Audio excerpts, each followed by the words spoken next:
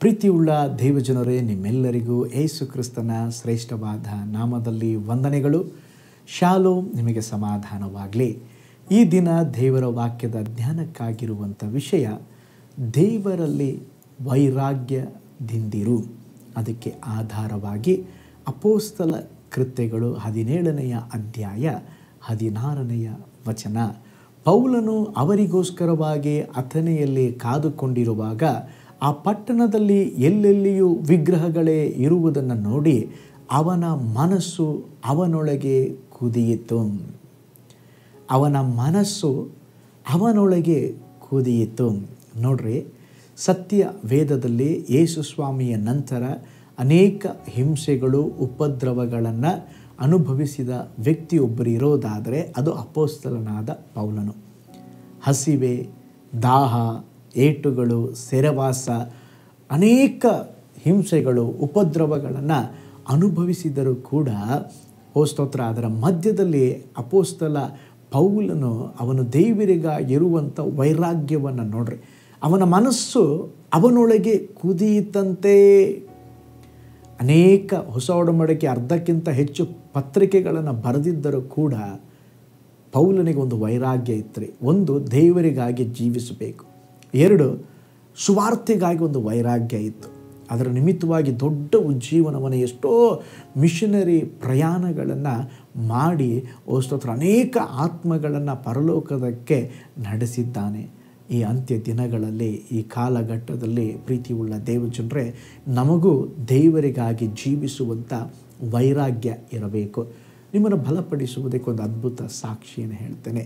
ಇಂಗ್ಲೆಂಡ್ನಲ್ಲಿ ಬಹಳ ಸಾಧಾರಣ ಕುಟುಂಬದಲ್ಲಿ ಜನಿಸಿದವರು ವಿಲಿಯಂ ಕೇರಿ. ಬಡತನದ ನಿಮಿತ್ತ ಶಾಲೆಯ ವಿದ್ಯಾಭ್ಯಾಸವನ್ನು ಅರ್ಧದಲ್ಲಿ ನಿಲ್ಲಿಸಿ 16ನೇ ವಯಸ್ಸಿನಲ್ಲಿ ಚಪ್ಪಲಿ ಹೊಲಿಯುವ ಅಂಗಡಿಯಲ್ಲಿ ಕೆಲಸ ಮಾಡುತ್ತಾ ತನ್ನ ಮೇಜಿನ ಮುಂದೆ ಒಂದು ಮ್ಯಾಪನ್ನು ನೇತು ಹಾಕಿದರು. ಅದನ್ನು ನೋಡಿ ಯಾವಾಗಲೂ ಯೇಸುವನ್ನು ಅರಿಯದ ಜನರಿಗಾಗಿ ಕಣ್ಣೀರಿಟ್ಟು ಪ್ರಾರ್ಥನೆ ಮಾಡ್ತಾ ಇದ್ರಂತೆ. ಅವರಿಗೆ ಹಾಗೆ ಪ್ರಾರ್ಥಿಸುವಾಗ ಭಾರತದ ಕುರಿತಾಗಿ ಒಂದು ಆತ್ಮಭಾರ ಉಂಟಾಯಿತು.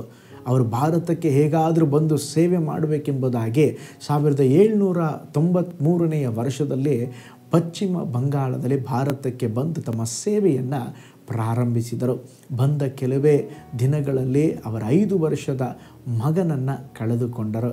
ನಂತರ ಅವರ ಹೆಂಡತಿ ಮಾನಸಿಕವಾಗಿ ಬಾಧಿಸಲ್ಪಟ್ಟರು. ನಂತರ ಮಲೇರಿಯಾ ಜ್ವರದಿಂದ ಮರಣದ ಸ್ಥಿತಿಗೆ ತಲುಪಿದರು.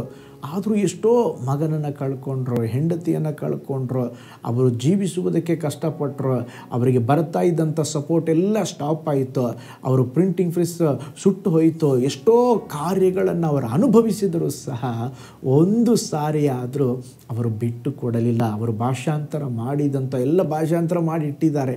ಎಷ್ಟೋ ಪುಟಗಳು ಸುಟ್ಟು ಬೂದಿಯಾದವಂತೆ. ಆದರೂ ಕೂಡ ಅವರು ಹೇಳಿದರು, ನಾನು ಕಾಲು ಇಟ್ಟಿದ್ದೇನೆ, ಹಿಂದಕ್ಕೆ ತೆಗೆಯದೆ ಸ್ತೋತ್ರ ಅನೇಕ ಭಾಷೆಗಳಲ್ಲಿ, ಅನೇಕ ಸ್ತೋತ್ರ ಸತ್ಯವೇದವನ್ನು ಹೊಸ ಒಡಂಬಡಿಕೆ ಅನೇಕ ಭಾಷೆಗಳಲ್ಲಿ ಭಾಷಾಂತರಿಸಿದರು. ಅದು ಮಾತ್ರವಲ್ಲ, ನಮ್ಮ ಭಾರತ ದೇಶಕ್ಕೆ ಬಂದು ಇಲ್ಲೇ ಅವರು ಸ್ತೋತ್ರ ಜೀವಿಸಿ ಸ್ತೋತ್ರ ದೇವರಿಗಾಗಿ ವೈರಾಗ್ಯವಾಗಿ ಜೀವಿಸಿದರು. ಪ್ರೀತಿಯುಳ್ಳ ದೇವಜನರೇ, ದೇವರು ಇವತ್ತು ನಮ್ಮನ್ನು ಬ್ಲೆಸ್ ಮಾಡಿದ್ದಾರೆ. ಒಳ್ಳೆಯ ಕೆಲಸವಿದೆ, ಒಳ್ಳೆಯ ಸಂಬಳವಿದೆ, ಒಳ್ಳೆಯ ಕಂಪನಿ ಇದೆ, ಒಳ್ಳೆಯ ಕುಟುಂಬ ಇದೆ, ಎಲ್ಲ ಇದೆ. ಆದರೆ ಇವತ್ತು ದೇವರಿಗಾಗಿರುವಂಥ ವೈರಾಗ್ಯ ಇದೆಯಾ? ಅಪೊಸ್ತಲ ಪೌಲನಿಗೆ ಒಂದೇ ಒಂದು ವೈರಾಗ್ಯ. ಏನು?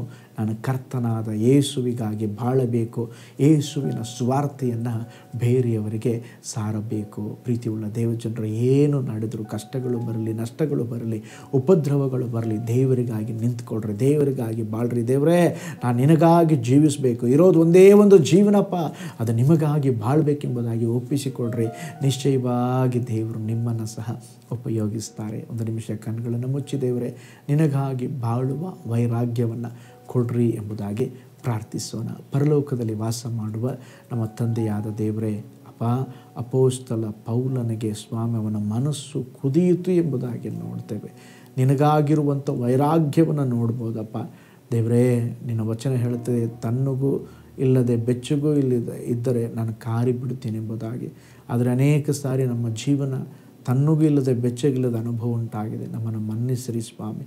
ನಿಮ್ಮನ್ನು ನಂಬಬೇಕು, ಆತುಕೊಳ್ಳಬೇಕು, ನಿಮಗಾಗಿ ಜೀವಿಸಬೇಕು, ನಿಮಗಾಗಿ ದೊಡ್ಡ ಕಾರ್ಯ ಮಾಡಬೇಕು. ಅದ್ಭುತ ಮಾಡಿರಿ. ಈ ವಿಡಿಯೋ ವಾಚ್ ಮಾಡಿದ ಪ್ರತಿಯೊಂದು ಕುಟುಂಬಗಳನ್ನು, ಪ್ರತಿಯೊಬ್ಬರನ್ನು ನೀವು ಬ್ಲೆಸ್ ಮಾಡಿರಿ. ಅವರ ಜೀವಿತದಲ್ಲಿ ಯಾವುದಾದ್ರೂ ಒಂದು ಬಿಡುಗಡೆಗಾಗಿ ಕಾದಿರೋದಾದರೆ ನಿನ್ನ ನಾಮದಲ್ಲಿ ಬಿಡುಗಡೆ ಉಂಟಾಗಲಿ. ಯೇಸುವಿನ ಹೆಸರಿನಲ್ಲಿ ತಂದೆಯೇ, amen, amen, amen. Praise the lord. ಹಾಗಾದರೆ ದೇವರಿಗಾಗಿ ವೈರಾಗ್ಯವುಳ್ಳವರಾಗಿ ಜೀವಿಸೋಣ. ಕರ್ತನು ನಿಮ್ಮನ್ನು, ನಿಮ್ಮ ಕುಟುಂಬವನ್ನು ಬ್ಲೆಸ್ ಮಾಡಲಿ. ನಾಳೆ ಮತ್ತೊಂದು ದೈನಂದಿನ ಧ್ಯಾನದಲ್ಲಿ ನಾನು ನಿಮ್ಮನ್ನು ಸಂಧಿಸ್ತೇನೆ. ನಾನು ನಿಮ್ಮ ಪ್ರೀತಿಯ ಸೇವಕ pastor Paul Joy. God bless you all.